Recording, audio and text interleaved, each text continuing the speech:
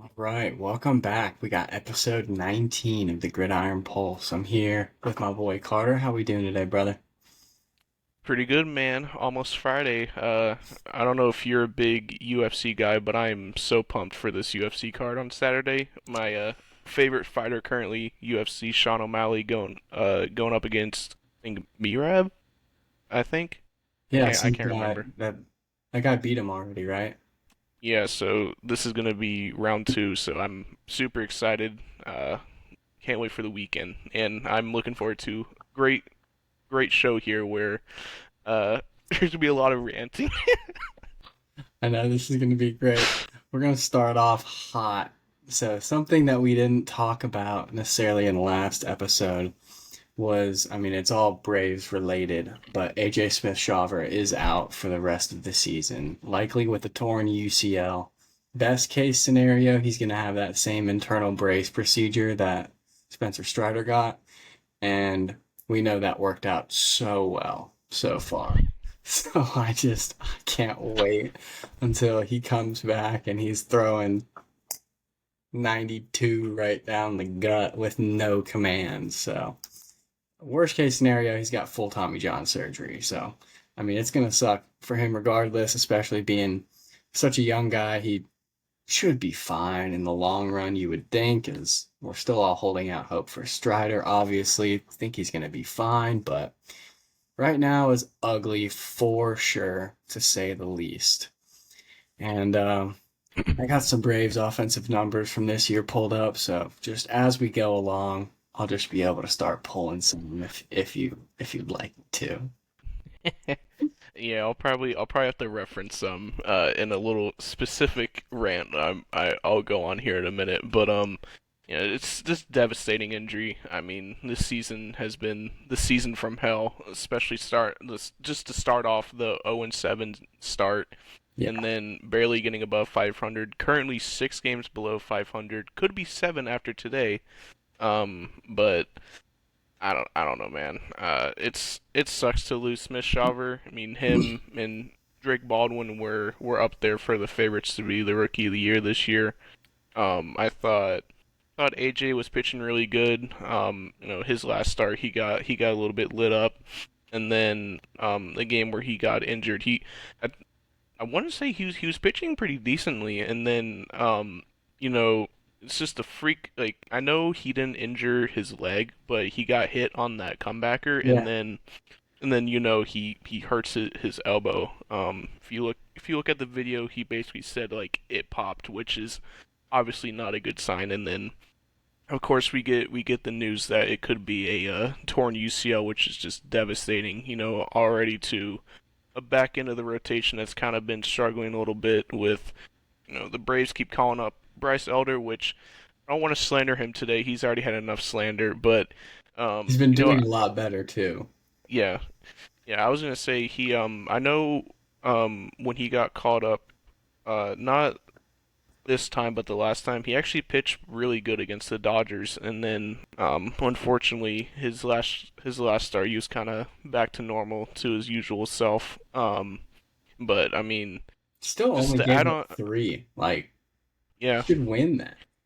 yeah. I mean, with how talented this lineup is, it should be very doable to score at least 3 runs. But this year, it's hard to come by even just 1 run. It's bad, man. Like last night was literally just the cherry on top, man. Like second, third, no outs in the eighth inning, and you can't even score at least 1 run. You strike out 3 times in a row, which is just like the most embarrassing thing I've ever seen. And then, we'll get into this next topic here in a minute about a certain player that should be sent down to AAA. Uh, but yeah, it's brutal, man. They're currently Braves are currently playing right now in a day game, so I I'm kind of glad that we're recording right now because I would probably be forcing myself to watch the game. So but we'll see if they can get a win. I'm not holding my breath. It's been just brutal. It's not been fun watches. I don't know if you watched the game last night, Jacob, but a lot of the stadium was booing last night, and which they are correct. This team deserves to be booed off the field for how pathetic they've been, how the offense has just been just so bad. Like words can't even describe how terrible it's been. Like I literally I can't. Um but yeah, I'll throw it back to you. And that's kind of like my little mini rant, and then I'll get on another rant here in a minute about Yeah. how like I said how a certain player needs to be sent down. But yeah, Just got a couple tweets from last night that are definitely gonna light that fire right back up again. When trailing by 1 run in the ninth inning, these are the Braves' numbers since April 29th of 2024. So quite a large sample size we're working with here. 204 average and a 550 OPS. Average with runners in scoring position, 182. Average with two outs and runners in scoring position, 0.083. Those are all worst in the league. I mean, it's just it's really, really bad. And let's go walk you through that ninth inning because there was a couple people that were I guess just they were saying that the other pitcher was he was doing well, and I guess Michael Harris's struggles at the plate were somewhat warranted from a good pitcher. So I mean, he walked the bases loaded first of all. Matt Olson walked. Ozuna struck out, but he swung outside at a ball four. Ozzy Albies walked. Eli White swung at the first pitch, so he grounded into a fielder's choice. And I think was it Alan Williams, Luke Williams Luke Williams got hit hit by by pitch. pitch, and Drake Baldwin walked in a run. So we scored. We were down 2-0. And then Michael Harris struck out on 4 pitches, 3 of which were nowhere near the zone. So the argument was that it was okay. I mean, he was throwing good pitches out there, whatever, competitive pitches, and that he was dealing. And Trent Smallwood said he was dealing balls if you were actually watching. I mean, it was just bad. It was really bad. But you Yeah, were talking about the eighth hey, inning. That was the ninth inning. We had the bases loaded in back-to-back innings, down 2 runs, and scored one via a walk by Drake Baldwin. awful man. I think Harris came up. He came up twice. Yeah, he Once ended and he once, ended yeah, the eighth and the ninth. yeah. Both times, just like I don't know like what his approach is, because He I doesn't swear to have God yeah, I swear to God he just goes up there and just swings at everything, just hoping to make contact. I mean, dude, the ninth inning was probably one of the worst at bats I've ever seen in my life. Literally, like 3 straight swing and misses in the game. It's pathetic, man. Like he needs to be sent down to AAA because clearly his pitch recognition is nowhere to be found. I mean, he may have like the worst eye on this team, and that's saying something. How terrible this lineup has been this year. Yeah. It's like awful. Can't even describe Michael Harris's approach to the plate every time he comes up the bat. Like he can't hit a fastball to save his life. He swings at all breaking pitches down and away. He swings at high pitches. Like I don't like like what is the hitting coach telling this dude? Just go up there and pray, just swing at every pitch and hope you pray to make contact. Like I don't get it, man. Do we Like even have a hitting coach? I don't know. But Me the out there. The I'm the secret hitting coach. Just don't tell anyone. but the Braves replaced the third baseman with Freddie Gonzalez, so that was supposedly gonna help. Yeah. Okay, okay, that's really gonna do a lot, I but think first things first, gotta fire the hitting coach. I mean, agree. it's really bad. Michael Harris has had 245 plate appearances this year, and he's walked 10 times. That's just awful, 10 awful. times. Yeah, it's not great for sure. Same amount of walks as Alex Verdugo, who has half of the at bats. Um, yeah, other than that, least amount of walks on the team with playing every game. But I mean, it's just abysmal to watch. Yeah, Raisel like Iglesias continues to struggle big time, just being the closer, closing out late games. I mean, if it wasn't for him, I guess we would have went to extra innings last night. But I don't know if I could have stomached to be able to watch that, even though apparently we're pretty good in extra innings. I know we have the best record in baseball since the runner on second extra inning rule had been implemented by a pretty wide margin too, and a pretty large sample size because we do find ourselves in extra innings quite a bit. But they're usually in the most painful 1-1, 2-2, or 3-3 games that you've ever seen, and then just somehow find a way to get that guy on second home. I don't know why we can't do that in regular innings. Because, like you said, starting off the eighth last night, we had runners on second and third with no outs. Like, it's that like we can't we literally have no words anymore. Like it's been that bad, I man. mean, go out there and bunt, run at the pitcher like this with the bat and try to hit him. Like, I don't know, just cause some kind of chaos. Like, something's gotta budge, dude. Something's gotta budge. Yeah, Verdugo. Speaking on Verdugo, he has definitely fallen off a cliff since Yeah. since he first came up. I swear I don't think him or Nick Allen have even reached the warning track like at all this season.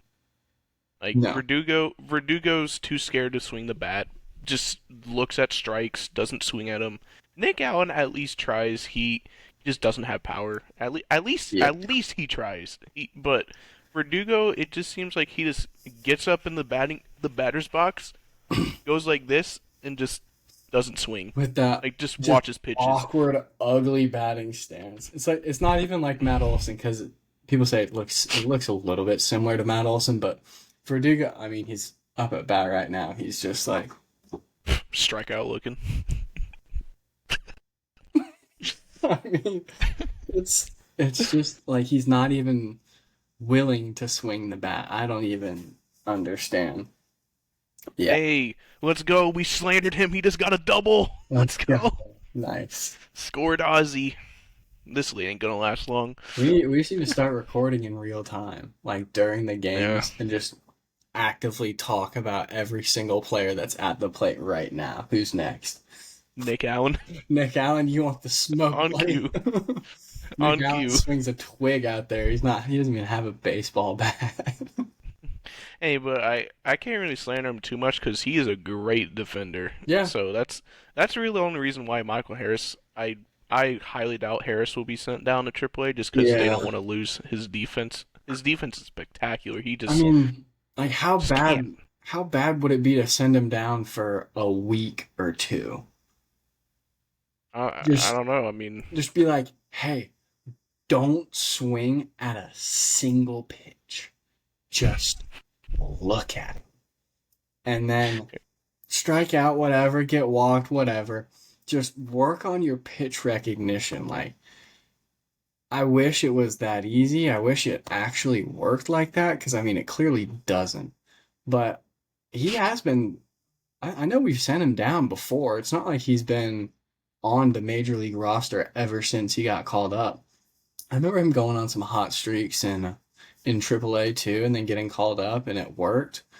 Like, why not? Like, we're at the our wits end here. Like, we don't know what to do. It's it's not because he's just been so bad. Like you said, he has been. He's a incredible center fielder, but it's like he used to be so good on offense. Like he was always someone that like you were able to look forward to the nine hole to set up someone for Acuna coming up and batting first. So I don't know, man. It's just um, really bad. I Call up will I will Patrick again. I don't care. I will add one more thing before we move on from the Braves because me and Jacob could rant about this for hours, but I don't know. It's time to call up Craig Kimbrell. I mean, he can't be as bad as Eniel De La Cruz or Rafael Montero. Yeah. Like any of these just mid to garbage relievers that we have still starting. Like I don't know if Kimbrell like just like killed someone in the clubhouse in Gwinnett. Like I don't like He I don't hasn't know the pitched in reason. forever. Yeah, and when he has pitched, he has like a one like .5 ERA. Mm, What are we doing, man? Like yeah. call him up, Everyone man. was like at the I, beginning of last week, I guess, when he stopped pitching, everyone's like, "Oh, get ready! He's resting up for coming up to the Braves. Get ready to see Craig Kimbrell again. Get ready!" And it's like, dude's just sitting in the bullpen, just playing tic tac toe during the games. Like, what is he doing? Was he making friends with all the 26 and 25-year-olds down there at AAA? He's almost 40, dude. Just get him up to the roster and just, I mean, if we can't like hit 95 down the middle, why can't other teams not hit 95 down the middle? So I know he can at least do that. yeah, I mean, like I said, like he can't possibly be as bad as Eniel De La Cruz or Rafael Montero, who both shouldn't have a job with the Braves. Like, and they also need to call up that flamethrower reliever. I can't remember how you pronounce his Yeah, name, it's but like Lara. last night he threw 102 on the radar gun last night in AAA. So Yeah. call that man up too, please. Send Like down De La Cruz and Montero. Give me Kimbrel and DFA him, Lara. DFA them both. Yeah, that's true. They don't deserve to be in AAA for how bad they've been. They're just taking up roster spots for our immensely talented young prospects that we have, right? Hell, man, if Nick Allen continues to not hit a baseball, call up Nacho Alvarez. Yeah.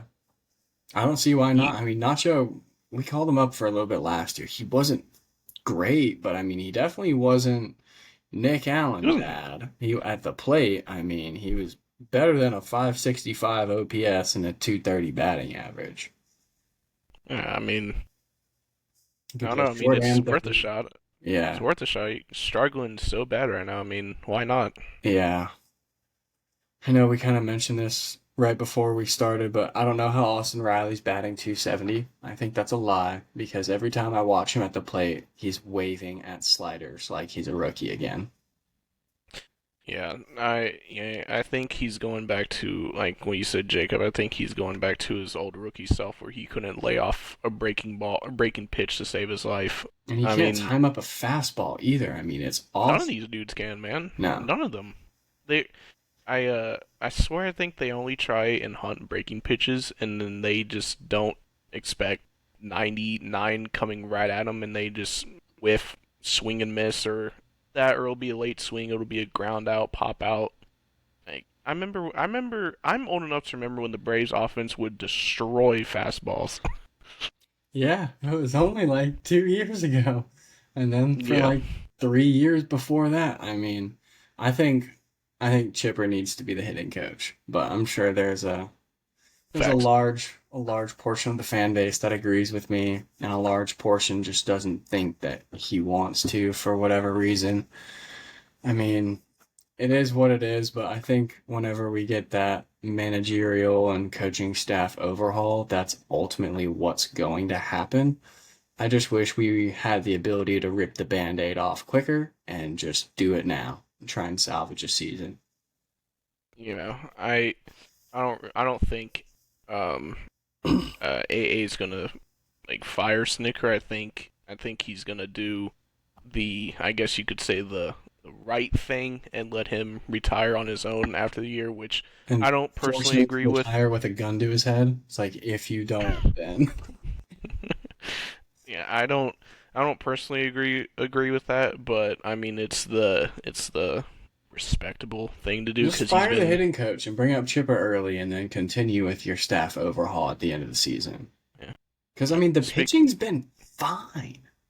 Yeah, I Like, mean our rotation I think has like a 3 something ERA, which is great. Just can't hit a baseball, can't score. I feel It, bad for Chris Sale last night. He did the Paul oh Skeens classic, man, dude. One run given up, lost. dude, if I was Chris Sale in that clubhouse, I'd smack every single one of them in the face Yeah, honestly. Scoring, giving up one run and getting a and losing. loss. It's just brutal. Paul Skeens 2.0. Yeah, he's Paul Skeens negative 1.0 because he's probably old enough to be Paul Skeens' dad, but that's a little bit beside the point. But yeah, Sale's been at it for a long time, man, and I feel bad for him because we were able to be so good for him, and even last year during his starts, I mean, he won the Cy Young for a reason. I mean, he literally goes out there and he throws two pitches. It's crazy. Fastball and slider away. It's disgusting. Yeah, slider's absolutely unreal, disgusting. All right, I'm tired of talking about the Braves. Damn, dude, 20-minute rant about the Got Braves. anything else? No. Oh, We are winning, by the way. yeah, rare. I do want to make a quick comment. I just want to put a little PSA out there for us too, Jacob. Hmm. When you pointed this comment out to me on our TikTok clips, we both are diehard Atlanta sports fans, whether that's Georgia, Braves, Hawks, Falcons, and I don't understand people who when someone critiques their team, they just immediately call them a bandwagon and just it makes just absolutely no sense at all. Yeah, like we have high expectations for the Braves. They're not supposed to be 6 games under 500 with the amount of talent that they have. They should be where the Mets are, and the Mets should be where we're at. Um, and I don't know. I just wanted to make that quick comment that no, we're not bandwagoners for saying that this team stinks, which they do. We just have higher expectations, so wanted to add that little Yeah, I comment there. mean, you're looking at two people who have watched just about as many baseball games as you can watch since like 2014, 2015, and we were not good back then. So, Shout out yeah, Drake Baldwin too. He's been balling too. I know. yeah, I forgot to mention him in the last episode. Shout out Drake Baldwin. yeah. Should win the Rookie of the Year this year. He has been awesome. He is second on the team in OPS behind only Acuna with a small sample size. He's got an 880 OPS, 315 batting average. I mean, slugging 514. There's not much more that you can ask for here with old Drake Baldwin, except for get the man more snaps. I mean, Facts. That's a somehow different conversation for later. find a way, learn left field, something. I don't know. Put him at shortstop. I don't care. Stick him out in center field and say, hey, you have an arm and a glove. You know how to run. Go do it. Ugh, bad. Damn, Find a dude, way. twenty-three You're minute. paid to play professional baseball, and the front office is paid to manage professional baseball players. Figure it out. If I would personally start Drake Baldwin every day until he starts slumping, and then you put Sean Murphy back in. But Figure it. that's just me. Put Ozuna in But left field. Shoot him up with horse tranquilizers in the hip before every single game, so he can go out there and run. Whatever. that man's playing on a torn hamstring. Give him the horse trank. It'll do something. Just look at all the NFL players who break their shit and then come back 3 plays later hobbling like, oh, I'm good. Put me back in, coach. Good lord, man. Damn, dude. 24-minute rant on the Braves. Not bad for two bandwagoners Yeah, supposedly. no. It's definitely just a couple bandwagoners here. That's fine. Big casuals. Yeah. We want to preview the NBA Finals again first or talk about Thibodeau? We could do Tibbs, and then Yeah. we could save NBA Tom Finals Thibodeau, for later. who apparently used to have a mullet, by the way. Yeah, I saw that picture on Twitter. Tom Thibodeau got fired after taking the Knicks to the Eastern Conference Finals in 6 games. I mean, what in the world, dude? That's their best finish to a season in 25 years, and he gets fired. He was coach of the year not too long ago either. Yeah, when I first saw this news on Twitter, I honestly I thought I was getting Thought Sintel. it was Centel, yeah. I was like, Yeah, what? but I don't know what the Knicks are doing. I'm personally not the biggest fan of Tom Thibodeau just because I think he doesn't utilize his bench as much as he should, and his starting five basically plays damn near almost 50 minutes a game, which is The just entire insane. game. Yeah. Um, but no, I don't know what the Knicks front office is thinking. I mean, you guys were had your best season in 25 years, and you decide to fire your head coach and move another direction, which I don't get it. I definitely think that the Knicks fan base had an off and on relationship with Tibbs. You know, like I said, with just him not playing like the Knicks bench a lot, basically playing their starters for the whole rest of the game. But honestly, I really just don't have a clue at all. I don't know what the Knicks are doing. I mean they were literally a couple of games away from going to the finals, which they haven't been to the finals in years. So I don't know, but as a Hawks fan, this is hilarious because I don't like the Knicks. Yeah, no, I hate the Knicks too. I mean, the one thing I have to add here is he's clearly a defensive minded head coach, and they had one of the better defenses in the Eastern Conference this year, with a roster comprised of not necessarily the best defenders. So, I mean, you'd have to think a lot of that defensive production came off of scheme and coaching. So, I just wonder how much their defense is going to fall off next year because, I mean, Jalen Brunson is a horrible defensive point guard. I mean, if you want to, people can talk crap about Trey Young, whatever. They're the same size, and it's just a mathematical disadvantage for a small player trying to guard a 6'4" plus ball handler. It's just not easy. Karl Anthony Towns is a bad defensive power forward. I mean, he's slow. Gilbert Arenas said he's built like a woman. He's got them woman hips. He's not fast. I mean, he's just kind of just like laboring around all over the place. And like, granted, he can go out and get you 35 a night if you wanted to, but a lot of the Knicks' success was based off of that defense, and that's why they gave the Pacers such a good series. I mean, it's going to be really weird. They're either going to hire another really good defensive coach, or they're just going to try and score 200 points a game, and they're not going to be able to do that, and they're just going to be bad. Yeah, just being a Hawks fan trying to score 200 never works. The Hawks We've haven't had gotten a good close. defense. We've gotten close a couple Yeah, we've gotten times. close. Ever since I became a Hawks fan when I was little, I've never seen a good Hawks defense. They always try to outscore their opponents, which never works. Um, I will say I don't know if Josh Hart is still under contract with the Knicks, but I would love the Hawks to go after him because he's one of those I guess you could say like junkyard dog players where he puts a lot of effort on defense, but I mean we still have Dyson Daniels, but it'd be cool to have Josh Hart come off the bench whenever Yeah. Dyson goes to the bench. So I would love him. I guess I guess you could. I mean, Mikal Bridges played pretty good defensively in the playoffs. He had two game-winning defensive possessions against the Celtics. I remember literally the same plays 2 games in a row and won them both of the games. So, uh, was it was it worth the 5 first-round picks that they traded away? No, but he's not a bad player. Hmm. But it's gonna be real Totally joke interesting to about. see.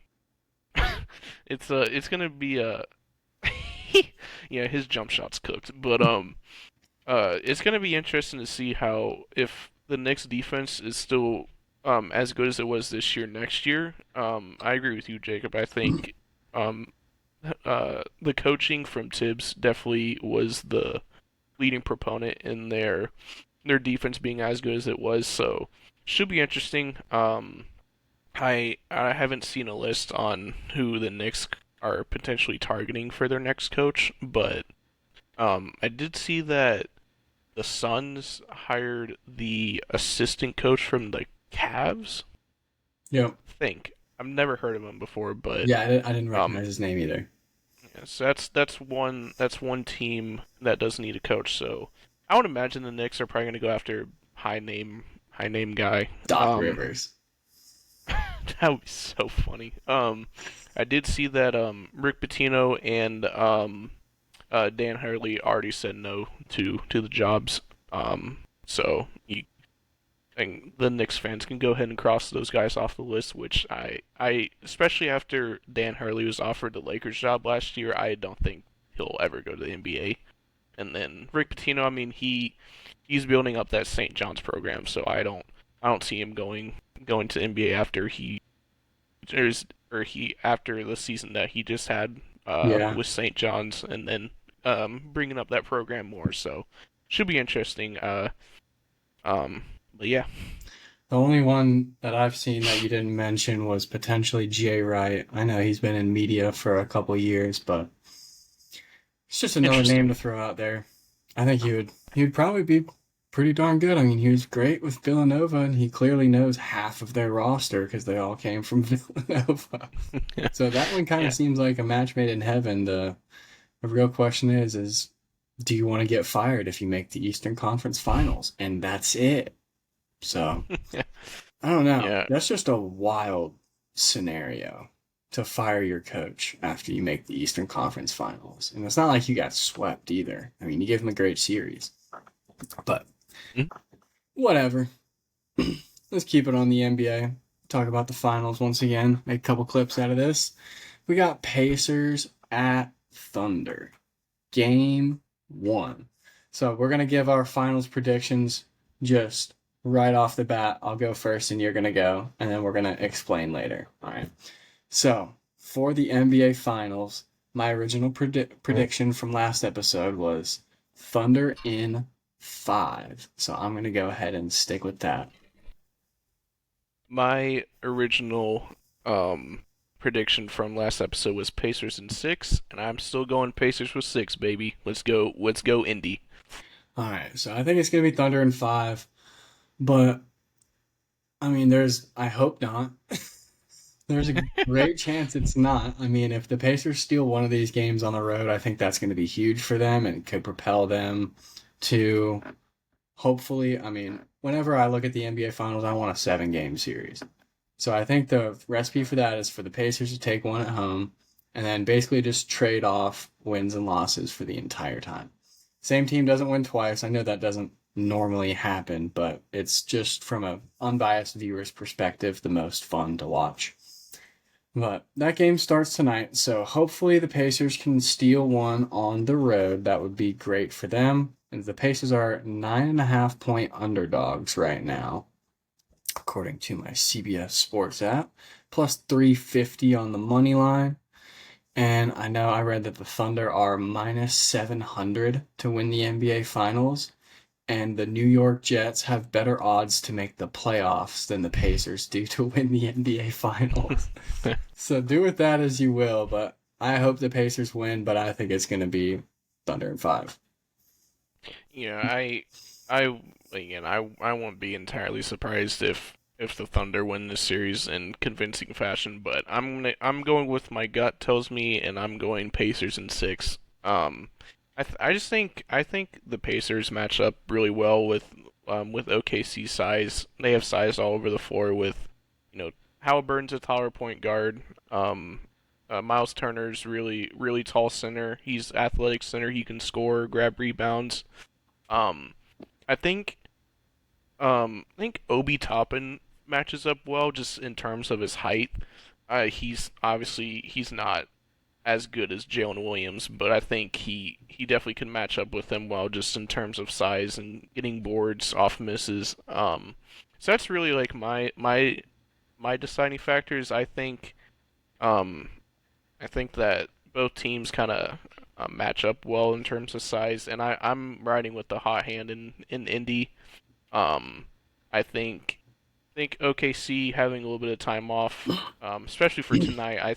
I actually have the Pacers winning tonight. Just I think OKC is gonna be a little bit sluggish because they had all that time off. I think the Pacers are gonna come out firing. I think it'll be a close game, but I think Indiana steals game 1 tonight on OKC's home floor. Yeah, that would be awesome. The one question I have, who guards SGA? Do they have a plus like They have like a Dyson Daniels or like a Lou Dort I mean, again, that to me is going to be the whole deciding factor of this series. because it ain't I gonna be mean, Halliburton. I'll tell no. you that, dude. It's Um, oh buns. I I guess you could say T.J. McConnell, even though he's shorter, but he's decent He's like defender. I mean, he's 35. yeah. That or maybe you could put. I guess you could put Ben Shepherd on there on Hal or Halburn SGA. But I know it's definitely not going to be Tyrese Halliburton No, what about because like he could. Nemhard or Neesmith or is one of those It guys a could be good defender? it could Neesmith Because could do Shea is Neesmith or huge. That's the one thing that people don't give him enough credit for. He's like a 6'6", 6'7", like pure ball dominant point guard. And Tyrese is similar. He's like 6'4", 6'5", so he's matches up in size, but the yeah. athleticism and just overall defensive acumen is just not there from Tyrese. Yeah, I completely forgot to mention Andrew Nimhard and Aaron Neesmith.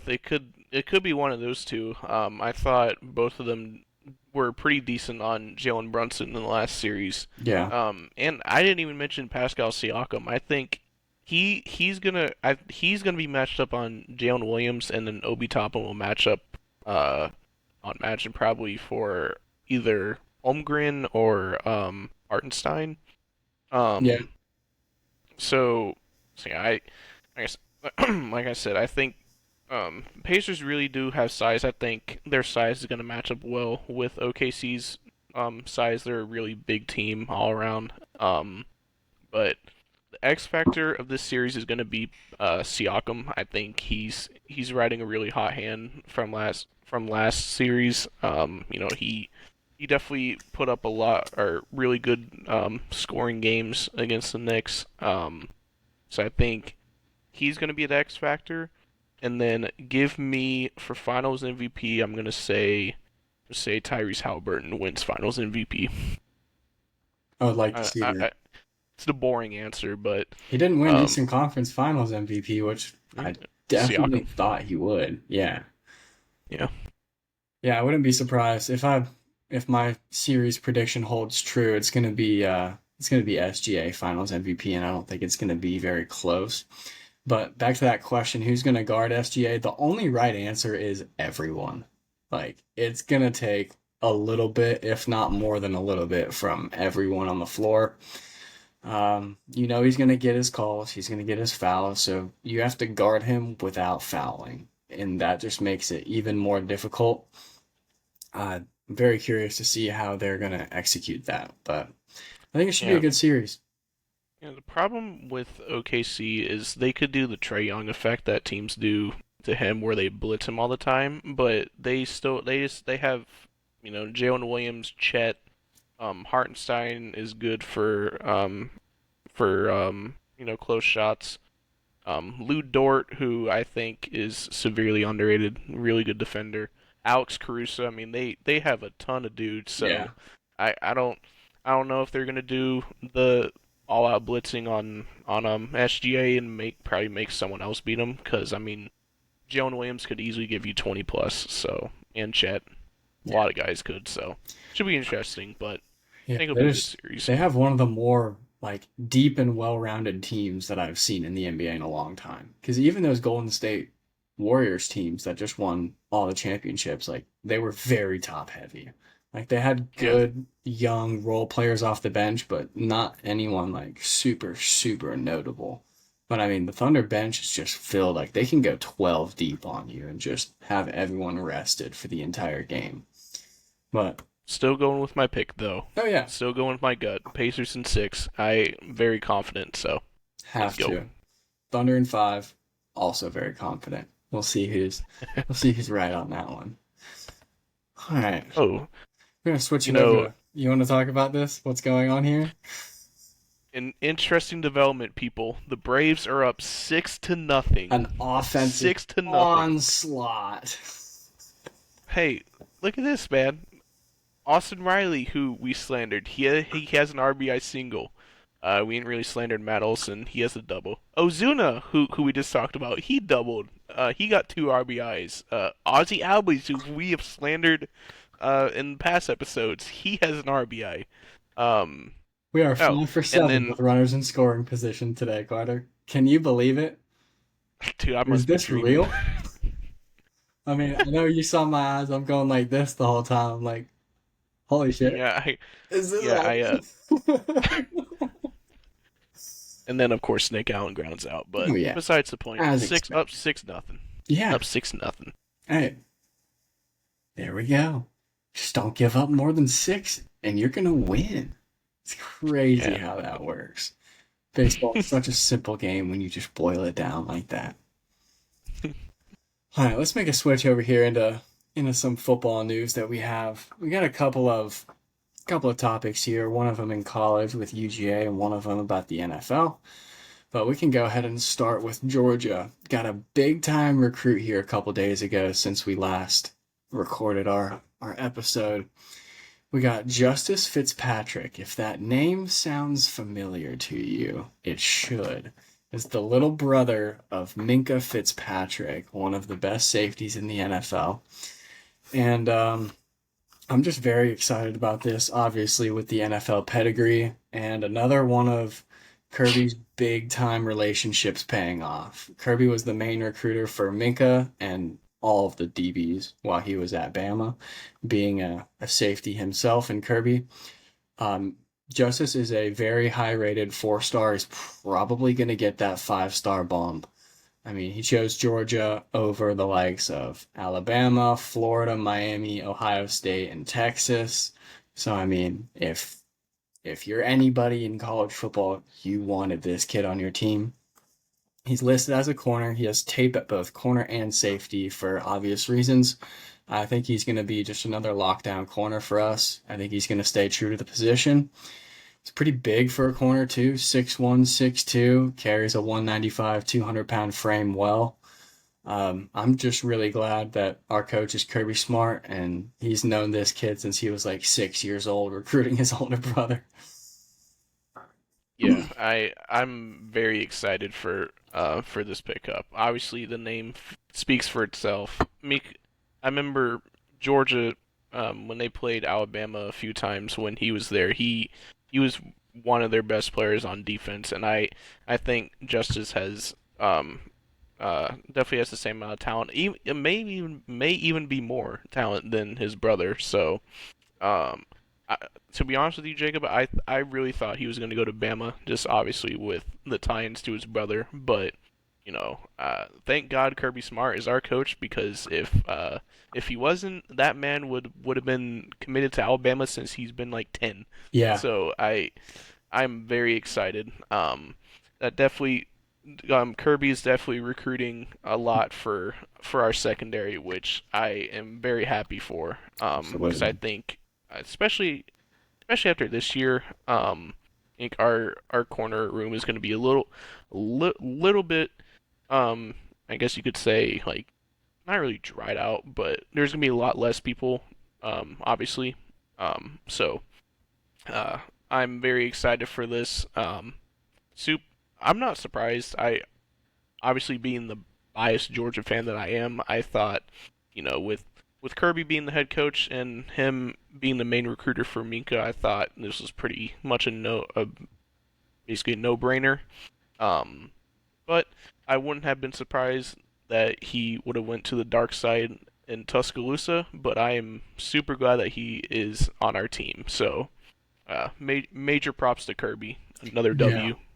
absolutely. Yeah, I wouldn't be surprised. I mean, this one's all relationships. Yeah, the NIL is going to be there for sure. Like we have a structured tier that we're going to pay you regardless. Like you're a good recruit, you're going to get paid.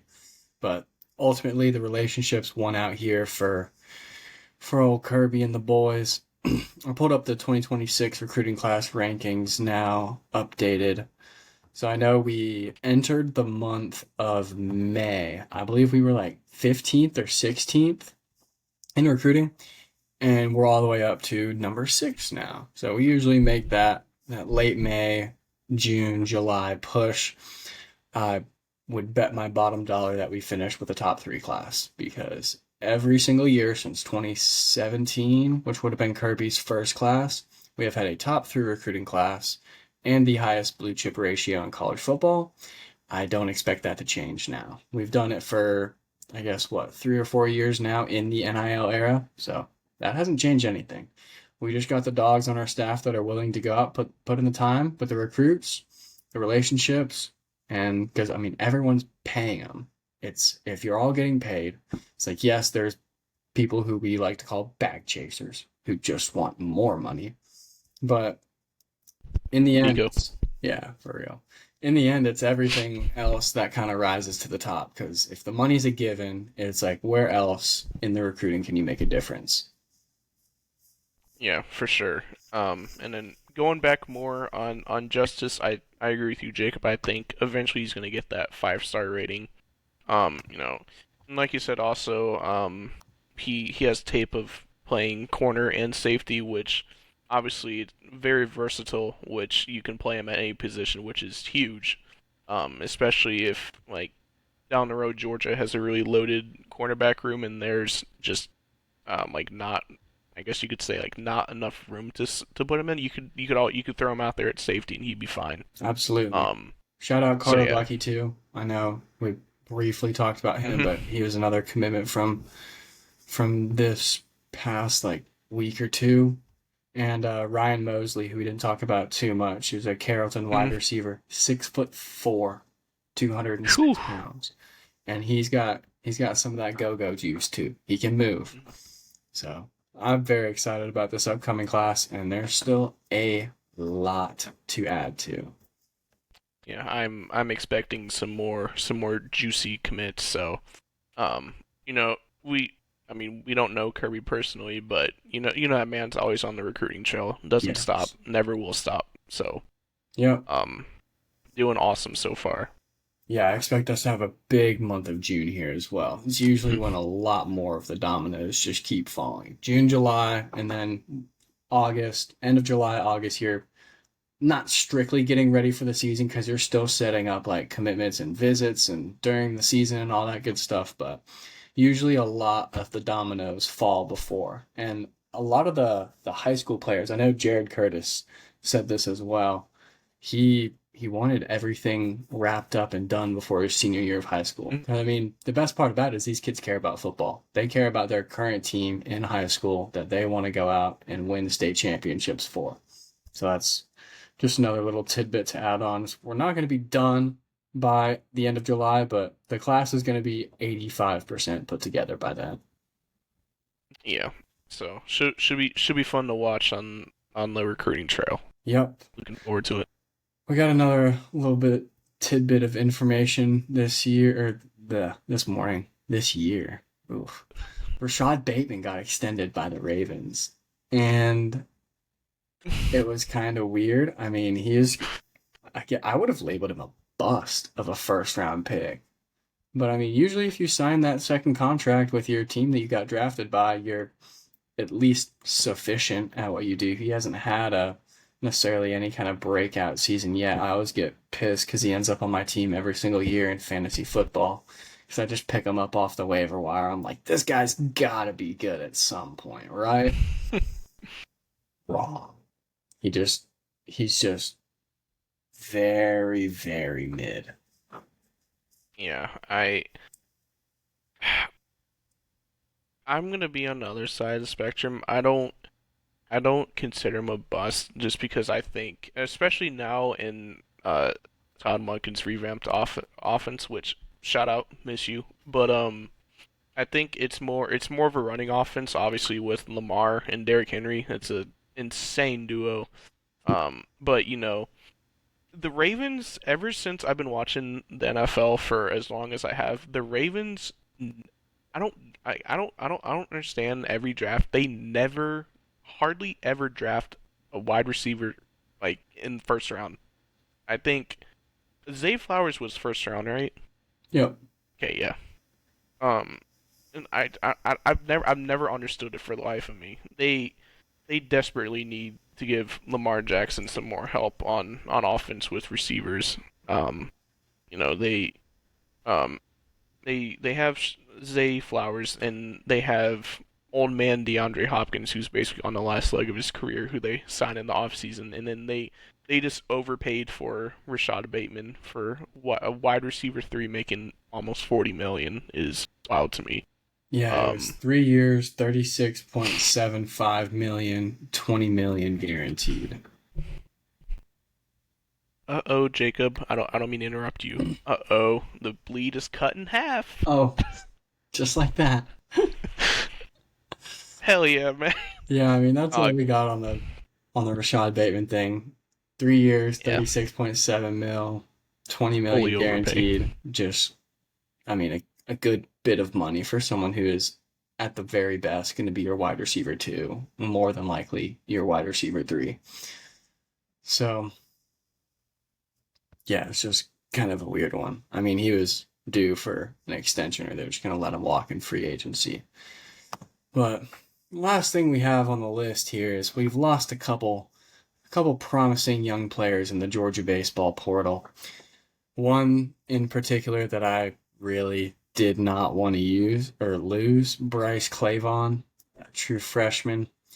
He was a shortstop, third baseman, played in 27 games this year, more or less as a pinch runner or a defensive alternate, but definitely didn't want to lose him. You have to imagine that we told him that we were going to portal in older guys, right? Because, I mean, he was a high ranked recruit, high 4 star out of high school, young kid, played really well when he did play for us this year. He had a couple homers, batted 3 something, but yeah, that was really the one that I wanted to talk about and say that I didn't want to lose, but we ended up losing. Yeah, that's the main one that really I didn't want to lose either. When he stepped in, he was pretty good for us. With the limited amount of time that he had, so sucks to see him go. But I am very excited for this dude that we just got in the transfer portal, Kenny Ishikawa. Never in my life Shohei did I Ohtani. ever think Never in my life did I ever expect Japanese baseball player to come to Athens, Georgia to play for UGA. I am so excited for this one. Like I said, Jacob, he's two-way player, so he played for Seattle University, I think. Yeah, somewhere way out west. I think I saw that too. Seattle University.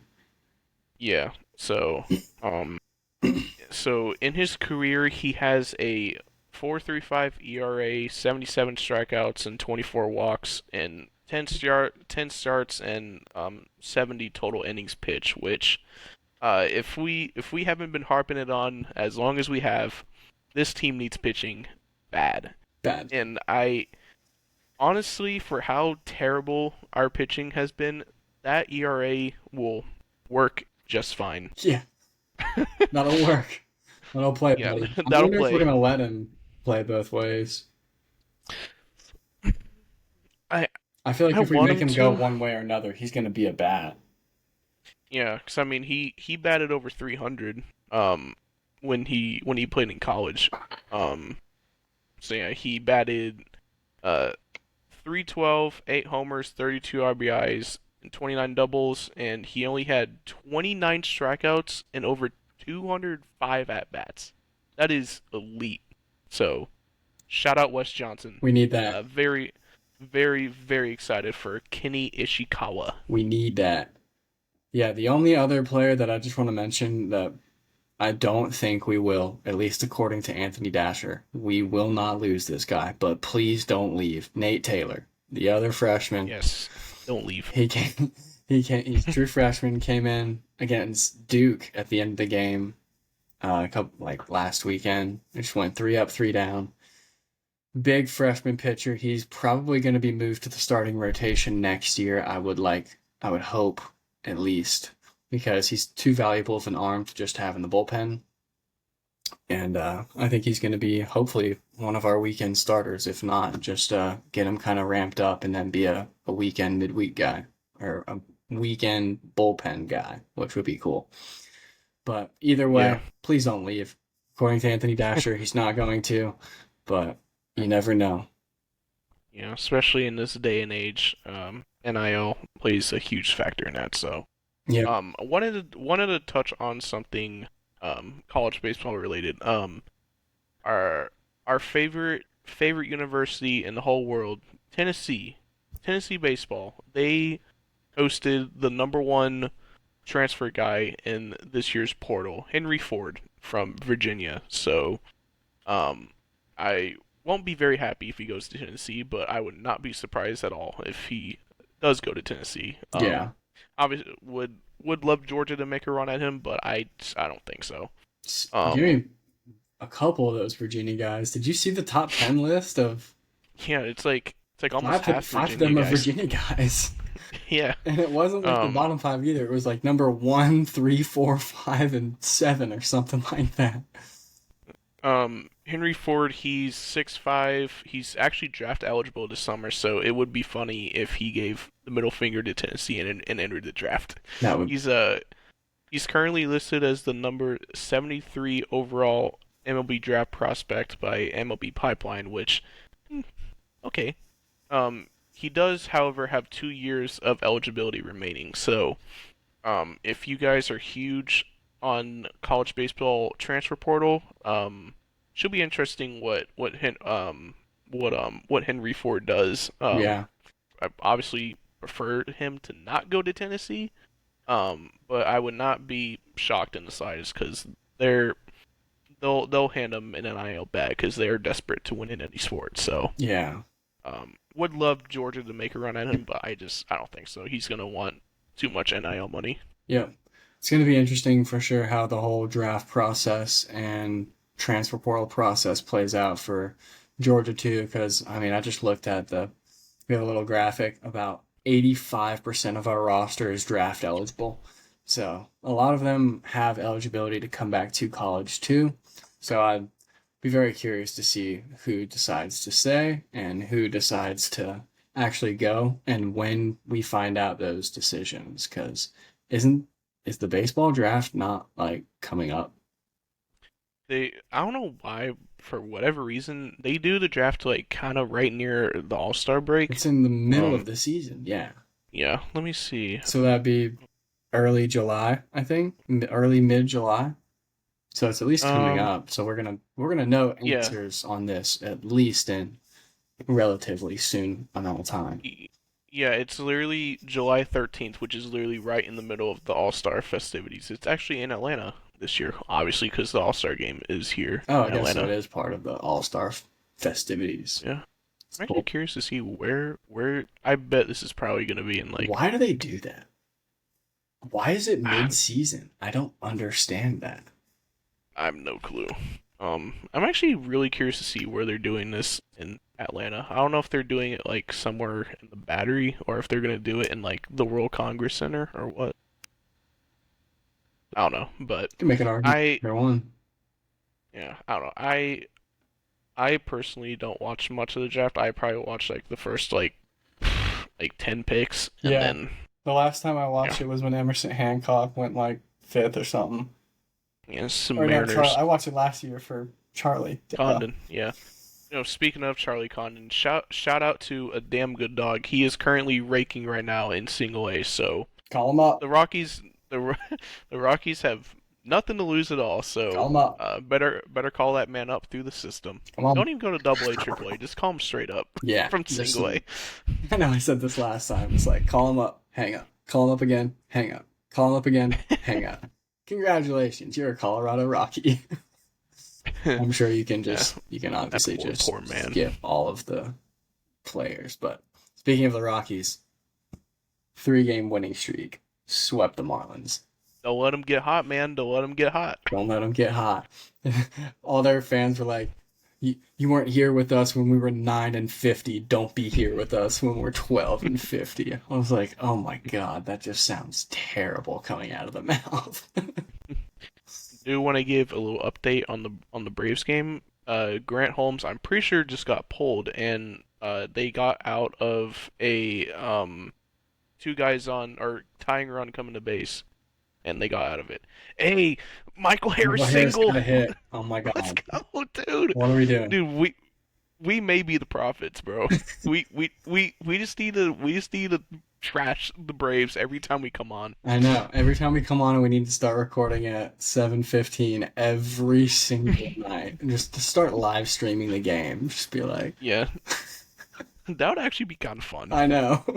I know. to do a live stream of the game. Yeah, I've thought of the ideas before. There's many platforms. All right, now Ronald Uh, gets to hit with a runner on base for the first time in his entire career. Wow.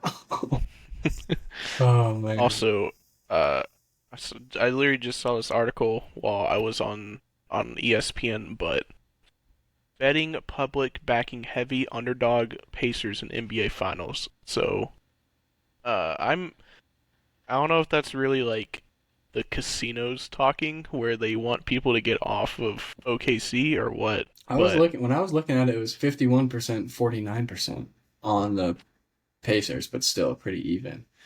Yeah, it still says 51-49. I don't know how accurate CBS Sports is, but damn, you struck out. 66% of the money line is on OKC at minus 455.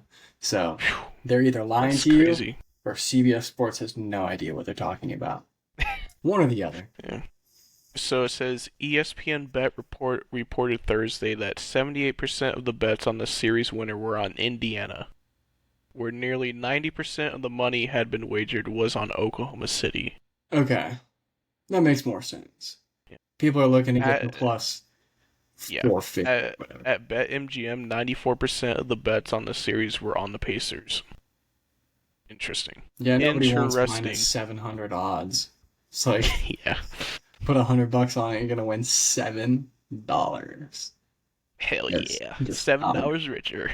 the risk reward is just not there. That's just showing how lopsided of a line that they have it at right now. But That's insane to me how big of favorites they are. yeah, I've never seen it that high. no, not in the finals. No. Dude, just give me a prime Warriors Cavs finals and it'll be just pure cinema. Yeah, But I mean, everyone's talking down the finals because they don't have like firepower or superstar or whatever. I mean, the Thunder definitely have that. And Halliburton's yeah. definitely like a blossoming star along with Siakam as well. And the thing, I know we didn't really talk about this that much today because we talked about it the other day, the pace that the Pacers play Mm-hmm. with. They have a chance. They have a chance to outpace them because they can't let OKC get set up in a half court defense. I mean, they're gonna get put in a blender all night, the Yeah. torture chamber. But but I think if the Pacers can get out and run like crazy, I think it'll be fun to watch at least. Mhm. That's all you can ask I for. I remember when the Hawks were in trade conversations for Siakam, and I'm just watching this playoffs. I'm really really sad that he's not a Hawk, Yeah. but yeah, um, go Pacers. Go Pacers. Thunder in 5. All right. That's going to be it. We got episode 19 of the Gridiron Pulse in the books. Be sure to like, comment, subscribe, share us on social media. See ya. See y'all.